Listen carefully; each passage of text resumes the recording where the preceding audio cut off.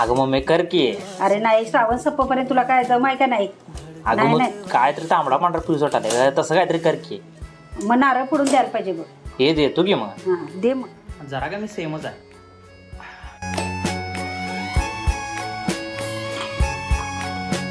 श्रावणात तुम्हाला पण नॉनव्हेज खायची तलब होत असेल तर नक्की ही रेसिपी ट्राय करून बघा. आणि अशाच रेसिपींसाठी मम्मी काय हां फॉलो करा.